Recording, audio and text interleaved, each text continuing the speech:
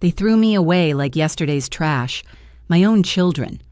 While I sat in that nursing home room with its smell of antiseptic and defeat, they were at my house, measuring the walls for renovations and arguing over who'd get the master bedroom. They thought I was senile, confused, too old to understand what was happening, but I understood everything, and I stayed quiet, because sometimes the best revenge is the kind they never see coming. My name is Lorraine Mitchell, and before you hear what I did to the children who betrayed me, I want to know, where are you watching this from? Drop your city and state in the comments. I love knowing I'm not alone in this. Because what I'm about to tell you, it's going to sound unbelievable, but every single word is true. I'm 72 years old. I raised 3 children in Portland, Oregon, 2 daughters and a son. Jennifer, the oldest at 48, Michael, my 45-year-old middle child, and Rebecca, my baby, at 42. Their father, Robert, died 6 years ago from a heart attack. Sudden, devastating. He left me our house, fully paid off, worth about $800,000 in today's market. He left me his life insurance, his pension, and investments we'd carefully built over 40 years of marriage. I wasn't wealthy by some standards, but I was comfortable, secure, independent. Or so I thought. The problem started about a year after Robert died. Jennifer began calling more often. At first, I thought she was being sweet, checking on her widowed mother. Mom, are you eating enough? Mom, did you remember to pay the water bill? Mom, maybe you should come stay with us for a while. Little questions, little concerns, little seeds of doubt planted carefully in everyone's mind, including my own. Then came the doctor's appointments. Jennifer insisted on taking me. Just routine checkups, Mom. At your age, you need to stay on top of things. She'd sit in the examination room, answering questions for me before I could speak. She's been forgetting things, doctor. Yesterday, she couldn't remember where she put her keys. Sometimes she seems confused about what day it is. I wasn't forgetting things. I'd misplaced my keys once, like every human being on Earth has done. And I'd been confused about whether it was Tuesday or Wednesday because the days blend together when you're retired and living alone. But Jennifer made it sound like I was losing my mind. Michael joined in next. He started showing up unannounced. Just checking on you, Mom. He'd walk through the house, looking at things, touching things. Once I caught him in Robert's study, going through the desk drawers. I'm looking for Dad's old fishing gear, he said. Thought I might take up fishing. His father's fishing gear was in the garage. It had been in the garage for 20 years. Michael knew that. Rebecca was quieter about it. She'd visit and sigh heavily. This house is so big, Mom. How do you manage it all by yourself? Aren't you lonely here? Then she'd walk around commenting on every little thing. These stairs are dangerous. This carpet is a tripping hazard. You really shouldn't be living here alone. That's when I started paying attention. Really paying attention. I'm not a fool. I've lived long enough to recognize a pattern, and the pattern I was seeing terrified me. My children weren't worried about my safety. They were worried about their inheritance. Robert and I had spent decades building our life, and they wanted their piece of it before I was even gone. The pressure intensified over the next 3 months. They started working together, which should have been my first major red flag. My children never worked together. Jennifer and Rebecca had barely spoken for 5 years after an argument about Thanksgiving seating arrangements. But suddenly, they were unified. A 3-person army against their mother. They arranged a family meeting. All 3 of them showed up at my house on a Saturday morning with serious faces and gentle voices. That's when I knew something terrible was coming. Jennifer did most of the talking. She'd always been the ringleader. Mom, we need to talk about your living situation, she began, reaching across my kitchen table to pat my hand like I was a child. We've been talking to each other, comparing notes. You're forgetting things. You seem confused sometimes. Last week, Rebecca said you called her by Dad's name. I had called her Honey, which is what Robert used to call me. I'd caught myself and corrected it immediately. but Rebecca had twisted it, made it sound like I was losing touch with reality. "We think it's time you move somewhere safer," Michael added. "Somewhere with people around, professional care, just in case." "In case of what?" I asked. My voice was calm, but my heart was racing. "In case you fall. In case you forget to turn off the stove. In case you need help and there's no one around," Jennifer said. She pulled out a brochure, glossy, expensive looking. "We found this beautiful assisted living facility. It's got everything: activities, nurses on staff, restaurant-style dining. You'd love it." I looked at the brochure. Meadowbrook Senior Living. The pictures showed elderly people painting, playing cards, smiling those vacant smiles that people smile for brochures. It looked nice enough. But I didn't want nice enough. I wanted my home. The home I'd lived in for 37 years. The home where I'd raised my children, buried a husband, built a life. "I'm not interested," I said, pushing the brochure back across the table. The temperature in the room dropped about 20 degrees. I watched their faces change. The masks of concern slipped just enough for me to see what was underneath. Frustration, impatience, anger. "Mom, you're not thinking clearly," Jennifer said, her voice taking on an edge. "This isn't about what you want. This is about what's safe, what's responsible." "What's responsible is letting me make my own decisions about my own life," I replied. That's when Rebecca started crying. Actual tears. "We're just trying to help you, Mom. Why are you being so difficult? Don't you trust us?" And there it was. The manipulation. The guilt trip. The implication that if I didn't do what they wanted, I was the bad guy. The ungrateful mother who didn't appreciate her children's concern. I looked at the three of them sitting at my table, in my house, trying to take control of my life. "Let me think about it," I said. That was my first mistake, showing my hand. I should have stayed completely silent. But I was hurt, confused. These were my children. I'd given them everything, sacrificed for them, loved them unconditionally, and they were sitting in my kitchen, plotting to warehouse me so they could get to my assets. After they left, I sat alone in that house and cried, not gentle tears, deep body-shaking sobs that came from a place I didn't know existed. The betrayal was worse than anything I'd ever experienced, worse than Robert's death, because at least that wasn't his choice. This was my children actively choosing to discard me, to erase my autonomy, to treat me like an inconvenient obstacle between them and their inheritance. But grief has a funny way of transforming into something else when you sit with it long enough. Mine transformed into clarity. I stopped crying and started thinking, really thinking.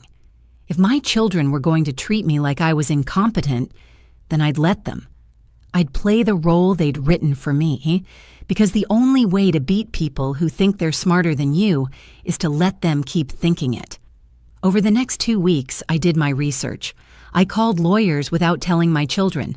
I reviewed every document Robert and I had ever signed. Our will, the trust, the deed to the house, the investment accounts, everything. And I discovered something my children clearly hadn't bothered to check. Everything was in my name. Robert had set it up that way specifically. "If something happens to me," he'd told me years ago, "you're in complete control. No one can touch any of it without your signature." Robert had been a careful man, a smart man. He'd protected me even from beyond the grave. Now I just needed to protect myself from the people I'd brought into this world. The calls from my children increased, daily check-ins that felt more like surveillance than concern. Jennifer started showing up with pre-printed forms. "Just some paperwork, Mom.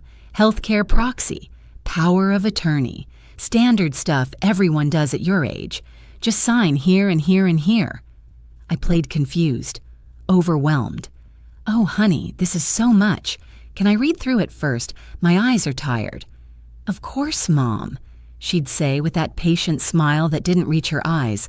"But don't wait too long. These things are important." I never signed anything, but I let them think I might. I let them think they were wearing me down. Meanwhile, I was making my own plans. I hired a private investigator. Yes, a real one. I wanted to know exactly how deep this betrayal went. What I discovered made my blood run cold. My children had already contacted real estate agents about selling my house. They'd gotten appraisals. They'd discussed splitting the proceeds 3 ways. Michael had even looked into cashing out my investment accounts. They'd planned everything down to the smallest detail. Everything except the fact that I was still alive, still competent, and still the sole owner of every single asset they were already mentally spending. That's when I knew I couldn't just refuse them. I had to do something bigger, something they'd never forget. The final push came on a Tuesday morning in March. All 3 of my children showed up unannounced. They'd coordinated it, obviously. Jennifer had a folder full of documents. Michael had a laptop. Rebecca had tissues ready for the tears she'd inevitably cry. They were staging an intervention. "Mom, we need to talk," Jennifer said, her voice artificially gentle. "We've been patient. We've given you time to think, but this has gone on long enough. You're not safe here alone. Last week, the neighbor called Michael and said you left your porch light on for 3 days straight."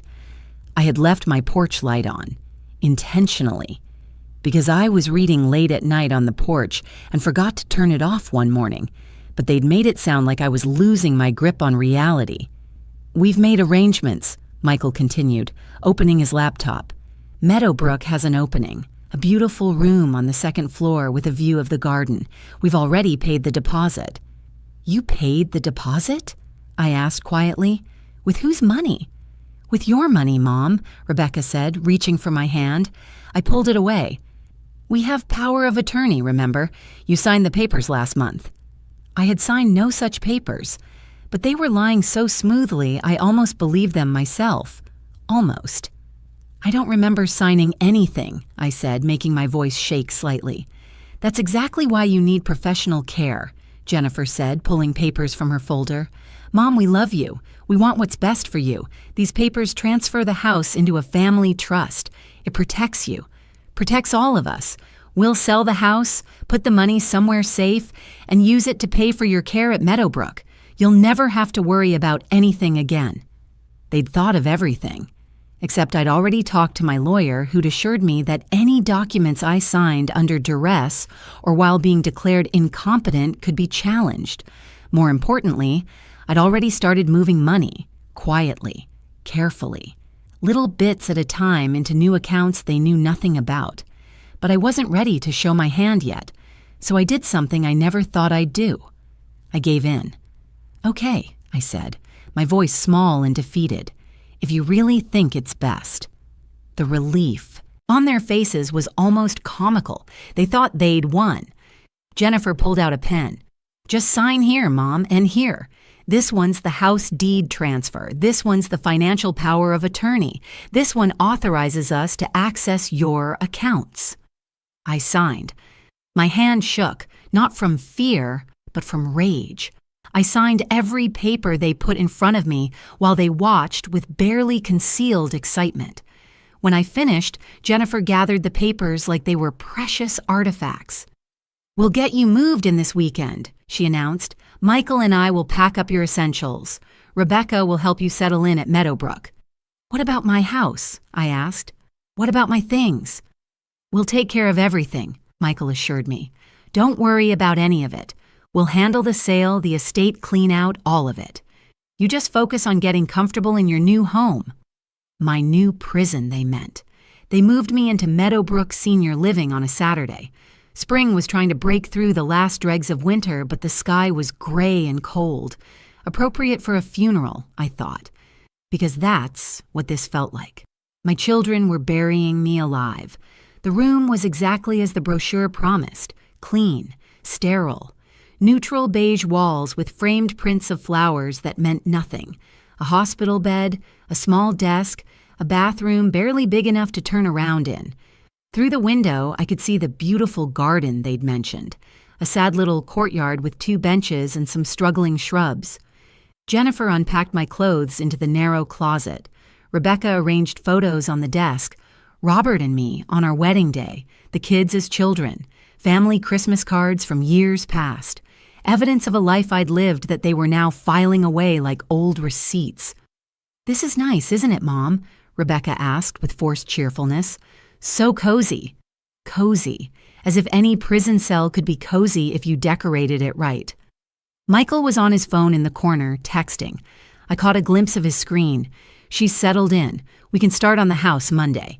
He saw me looking and smiled. "Just letting the realtor know we're ready to list the property." "Already?" I asked, playing my role. "Don't you want to wait a bit?" "No point in waiting, Mom," Jennifer said, closing the closet door with a decisive click. "The market's good right now. The faster we sell, the better. And honestly, maintaining an empty house is just throwing money away." They stayed for an hour, made small talk with the nurses, complimented the facility, introduced me to my neighbors, other elderly residents who shuffled past in the hallway like ghosts. Then they left, all three of them, together, probably going straight to my house to start dividing up their spoils. I sat on that hospital bed and smiled, because they had no idea what I'd done, what I was about to do. Remember those papers I signed? My lawyer had prepared something special for me. They looked identical to the real documents my children wanted, same formatting, same legal language, but they were worthless. They transferred nothing, authorized nothing. They were elaborate props in a play my children thought they were directing. The real papers, the ones that actually mattered, were in a safe deposit box in a bank 3 towns over, a bank none of my children knew about. Those papers put everything into an irrevocable trust with me as the sole trustee. My house, my investments, my money, everything. My children couldn't touch any of it without my explicit written consent, and I'd made sure that consent was impossible to forge. I'd also done something else, something they'd discover soon enough. I'd hired a property management company. The house they thought was sitting empty, waiting to be sold? It had been legally rented out the day after I moved into Meadowbrook, 6-month lease, paid in full up front, which meant they couldn't sell it even if they wanted to. The renters had legal rights to stay through the end of the lease period, but I wasn't going to tell my children any of this. Not yet. I wanted to watch them celebrate first. They came to visit me Sunday afternoon, all 3 of them dressed for church they probably hadn't attended. They brought flowers, cheap carnations from the grocery store, and sat in my tiny room making plans for my life like I wasn't even there. "The realtor is coming Tuesday for photos," Jennifer announced. She was scrolling through her phone, probably looking at furniture for the master bedroom she'd already claimed. "We should have it listed by Friday. She thinks we can get $850, maybe even $900,000 if we price it right." $900,000, Rebecca repeated, her eyes going distant with calculation. "Split 3 ways, that's $300,000 each. I could finally renovate my kitchen." "I'm putting mine toward Jackson's college fund," Michael said virtuously, like that made his greed somehow noble. "State school tuition is insane now." They talked about my house like it was already theirs, discussed paint colors for walls they hadn't inherited, debated whether to stage it or sell it as is. Not once did they ask me how I was feeling, how I was adjusting, if I needed anything. I was furniture to them now, part of the estate they were liquidating. "What about my things?" I asked quietly. "My furniture, Robert's belongings, our wedding china." Jennifer waved her hand dismissively. "We'll go through everything, Mom. Keep what's valuable. Donate the rest. Don't worry about it. But some of those things have sentimental—" "We'll handle it," Michael interrupted. "You don't need to stress about any of this. That's why we're taking care of it for you." Taking care of it. Taking it, more like. They stayed for 30 minutes. Then Jennifer checked her watch. "We should go. We have that meeting with the estate attorney at 4. "Estate attorney?" I asked. "But I'm not dead." "Of course not, Mom," Rebecca said, patting my hand. "It's just planning, making sure everything's organized. You understand?" I understood perfectly. They were dividing up my estate while I sat in a nursing home, still breathing, still alive, still legally in control of everything they thought they'd already taken. After they left, I sat in that beige room and laughed. Actually laughed out loud. An aide passing in the hallway gave me a concerned look, probably thinking I'd lost my mind. Let her think it. Let everyone think it. Because while my children were measuring my house for renovations, I was measuring my revenge. That night, I called my lawyer from the phone in my room. "It's time," I told him. "Start the process." "Are you sure?" he asked. "Once we do this, there's no going back." I've never been more sure of anything in my life. "All right," he said. I could hear papers rustling on his end. "I'll file the paperwork tomorrow. The property management company will notify the tenants. Everything else is already in motion." "How long?" I asked. 2 weeks, maybe 3. Then you'll be free." Free. Such a strange word for a 72-year-old woman sitting in a nursing home. But that's exactly what I'd be. Free from the children who'd tried to bury me. Free from the life they'd tried to steal. And very, very rich from the justice I was about to claim. Monday morning, my phone rang. Jennifer. She was crying. Actually crying. Real tears this time, not the manipulative kind. "Mom, there are people in your house. Strangers. They say they live there. They have a lease." I kept my voice confused. Elderly. "A lease? I don't understand, honey." "Someone rented out the house. The realtor can't even get in to take photos. There's furniture everywhere, and a couple with a baby, and they have legal paperwork saying they can stay for 6 months. Mom, did you do this?" "I don't know what you're talking about," I said. "Maybe your father arranged something before he died?" "Dad died 6 years ago. This lease is dated 3 weeks ago. Someone signed it, and the property management company won't tell us who." "Oh my," I said, letting my voice quaver. "How strange. Maybe you should talk to a lawyer." She hung up on me. I smiled. Round 1 had gone exactly as planned. Tuesday, Michael showed up. He was angry, red-faced, pacing my tiny room like a caged animal. "Mom, we need access to your financial accounts. The papers you signed aren't working. The bank says they need additional verification." "What papers?" I asked innocently. "The power of attorney papers, the ones you signed last week. Mom, focus. This is important. We need to pay for this place, and we need access to your money to do it." "I have money," I said. "Don't I?" "Yes, but we can't access it. And the house situation is a nightmare. We have lawyers looking at it, but they're saying the lease is legal, ironclad. The tenants can stay through August, and there's nothing we can do about it." "That's terrible," I said, shaking my head. "Your father would be so upset." Michael looked at me like he was trying to see inside my head, trying to figure out if I was actually confused or if I was playing him. I kept my face blank, pleasant, befuddled. He left frustrated. I stayed satisfied. Wednesday, all 3 of them came together. This wasn't a friendly visit. Jennifer had a lawyer with her, young guy in an expensive suit, carrying a briefcase like it was a weapon. "Mrs. Mitchell," the lawyer began, "I'm Todd Branson. Your children have retained me to review some concerning financial irregularities regarding your estate." "How nice," I said. "Would anyone like some tea? They have terrible tea here, but I can call for some." "Mom, focus," Jennifer snapped. "Mr. Branson needs to ask you some questions." For 20 minutes, they grilled me. Where were my account statements? Who had I talked to about the house? Had I signed any other documents? Did I remember authorizing a rental property agreement? I played confused, forgetful. Sometimes I'd forget the question halfway through answering it.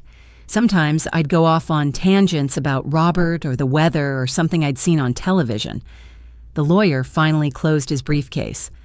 "I'll need to see all original documents, bank records, property deeds, everything." "Of course," I said sweetly. "They're all in my house, in Robert's study, top drawer of his desk."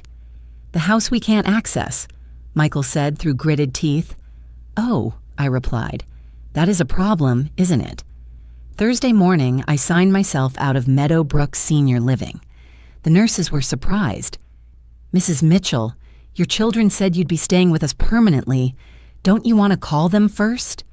"No need," I told her, pulling my coat on over my shoulders. I'm perfectly capable of making my own decisions. I was never incompetent, just patient. The look on her face was priceless. I'd been playing confused old lady so well that even the staff believed it. But I was done playing. I took a taxi to my bank, the one 3 towns over, the one my children knew nothing about. I walked in, showed my identification, and asked to access my safe deposit box. Inside was everything that mattered: real deeds, real account information, real power of attorney documents that I'd never signed over to anyone, and cashier's checks, lots of cashier's checks. I'd been slowly liquidating everything for the past 3 months, selling stocks, cashing out bonds, converting it all to liquid assets my children couldn't track. I need to close my box, I told the bank manager, and I need to wire some funds. By Friday afternoon, I'd liquidated everything. The house was already under contract. I'd sold it privately to the tenants who'd been renting it. They'd fallen in love with it, wanted to buy it immediately, and offered me $875,000 cash. Done. The investments Robert and Dee I had carefully built, converted to cash, and wired to a new account. My pension, my Social Security, my savings, all moved to accounts my children couldn't touch. When everything was tallied up, I had $2,300,000, give or take a few thousand for transaction fees and lawyer costs, $2.3 million that my children had counted as theirs, that they'd already spent in their minds, that they'd betrayed me to get. Saturday morning, I boarded a plane. I won't tell you where I went. That's my secret. But it's warm here. The ocean is blue, and nobody knows who I am or where I came from. Before I left, I sent one email to all 3 of my children. It was short. Dear Jennifer, Michael, and Rebecca, by the time you read this, I'll be gone. The house is sold. The money is moved. Everything you tried to steal from me has vanished. You treated me like I was already dead, so I decided to give you what you wanted, a mother who's gone. The difference is, I took my life with me. You get nothing, no inheritance, no house, no money, nothing but the memory of how you threw away your mother for greed. I hope it was worth it. I won't be in touch. Don't bother looking for me. You're not entitled to know where I am or what I do with my life. You lost that right when you put me in that nursing home. Consider this my final lesson to you. Respect your parents while they're alive, or regret it when they're gone. I'm not gone. But to you, I might as well be. Goodbye. Mom. If you think they deserve this, hit that subscribe button right now, because what happened next is even better. 6 months later, I was sitting on a balcony overlooking the ocean, reading a book and drinking coffee that actually tasted like coffee. Not the institutional dishwater they served at Meadowbrook. My phone rang. Unknown number. I almost didn't answer, but curiosity got the better of me. Mom? Rebecca's voice, shaking, tearful. Mom, is that you?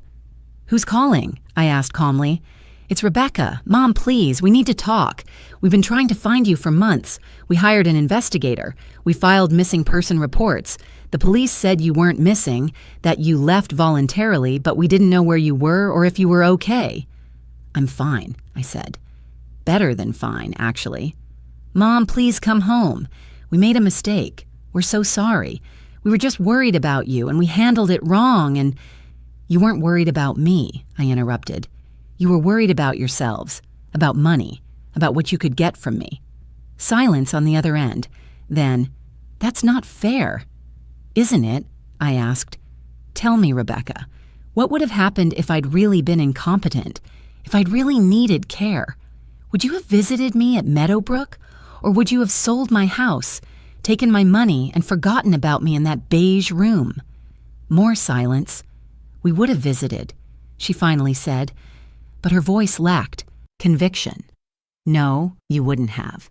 You'd have told yourselves you were too busy, that I wouldn't remember anyway, that it was too hard to see me like that. And eventually, your visits would have stopped altogether. I would have died alone in that nursing home while you 3 argued over which of you got my wedding ring. Mom, I'm not your mother anymore, I said. Not in any way that matters. You made sure of that when you decided I was more valuable dead than alive. Well, congratulations. You got your wish. I'm dead to you now. Enjoy your inheritance of nothing. We're contesting the sale, she said, her voice hardening. Our lawyer says we can prove you weren't competent when you sold the house, that you were confused, that someone took advantage of you. I laughed. Actually laughed. Go ahead and try. I have documentation of every decision I made, medical evaluations showing perfect cognitive function, lawyer testimony, witness statements, everything. You'll spend what money you have left on legal fees, and you'll still lose. Because I was always competent. I was just smarter than you thought. The family is falling apart because of this, Rebecca said. Jennifer and Michael aren't speaking. Jennifer's husband is talking about divorce because of the financial stress. Michael had to take out a loan because he'd already spent money he didn't have. This is destroying all of us. Good, I said. You destroyed me first. Consider us even. Mom, please. I hung up, blocked the number, poured myself another cup of coffee and watched the waves crash against the shore. Somewhere 3,000 miles away, my children were dealing with the consequences of their choices, learning that actions have reactions, that betrayal has a price. And I was here, free, rich, and finally at peace. That phone call was 3 months ago. I haven't heard from them since. I assume they've given up, realized that I meant what I said, or maybe they're still looking, still hoping to find me and somehow guilt me into giving them what they think they deserve. Either way, it doesn't matter. I've moved on. You might think this story ends with me being bitter, angry, haunted by the family I left behind. But that's not how this ends. This ends with me living the life I should have been living all along. I've made friends here, real friends. People who like me for who I am, not what I can give them. I volunteer at a local library 3 days a week. I've taken up painting, something I always wanted to do but never had time for when I was raising children and managing a household. I'm terrible at it, but that's not the point. The point is, I'm doing what I want, when I want, for the first time in my adult life. I think about Robert sometimes, wonder what he'd think of all this. Part of me believes he'd be proud. He loved our children, but he loved me more. He'd have been devastated to see how they treated me, how they tried to erase me from my own life. And he'd have approved of how I fought back. Robert always said I was stronger than I gave myself credit for. Turned out he was right. As for my children, I don't hate them. Hate requires energy I'm not willing to spend, but I don't forgive them either. Forgiveness would require remorse on their part, and the only thing they're sorry about is getting caught. They're sorry they lost the money. They're not sorry they hurt me. I've rewritten my will. Everything I have goes to charity when I die. Scholarships for elderly women going back to school, funds for elder abuse prevention, organizations that help seniors maintain their independence. My children won't see a penny of it. They already got everything they're going to get from me, a lesson in consequences.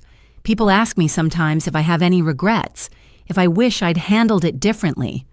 The answer is no.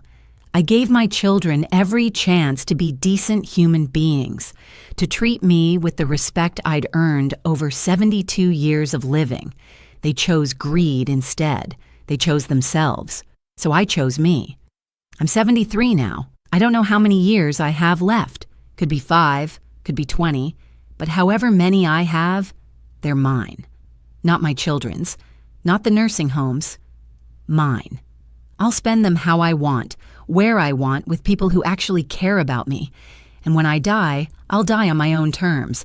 Not in some beige room with artificial flowers waiting for children who never visit.